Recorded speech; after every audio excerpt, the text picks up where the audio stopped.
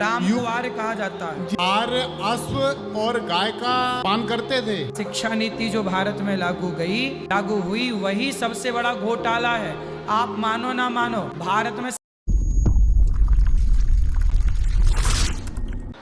जय सिया राम जी। आचार्य जी, जी मेरे को यह जानकारी लेना है कि आर्य कौन थे? हैं? आर्य आर्य कौन थे? जी भाई, हर भारतीय को, हर व्यक्ति को आर्य बोला जाता था एक टाइम पर। जैसे राम जी आर्य पुरुष हैं, जी भगवान श्री कृष्ण आर्य पुरुष हैं। जी आर्य मतलब श्रेष्ठ, जी है ना? तो आर्य पुरुष बोला जाता था।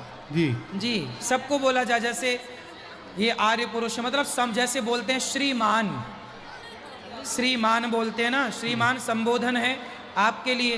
जी जी लोग बोलते हैं ये हमारे, आइए श्रीमान जी, आइए श्रीमान जी, तो ये उनका आदर है। ऐसे अच्छा। आदर देने के लिए आर्य पुरुष।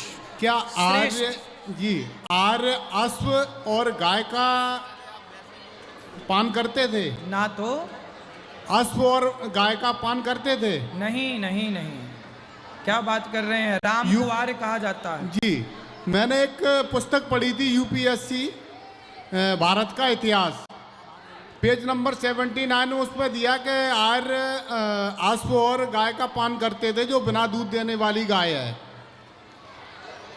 जो आप शिक्षा पढ़ रहे हो, वो जी। शिक्षा प्रणाली किसने लागू की? मैकाले ने। और मैकाले कहाँ का व्यक्ति था?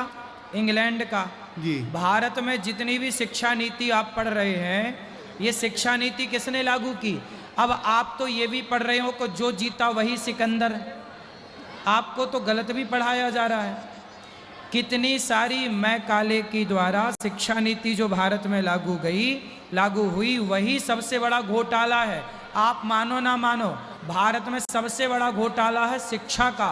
गलत पढ़ाया जा रहा है भारत को, यही गलत शिक्षा नीति। यूपीएससी के क्वेश्चनों में अगर हम ये वाला शब्द लिख देंगे तो वहां पे तो मतलब वो चीज मान्य नहीं होगी, नंबर भी कट जाएंगे। फिर कैसे? अब जैसे पढ़ाया तो ये भी जाता है कि हम बंदरों की संतान हैं, जबकि हम लोग ऋषि मुनियों की संतान हैं। बिल्कुल सही है। अब डार्विन की थ्योरी पढ़ाई जाती है भारत में। ठीक है। अब डार्विन की थ्योरी भारत में क्यों पढ़ाई जाए?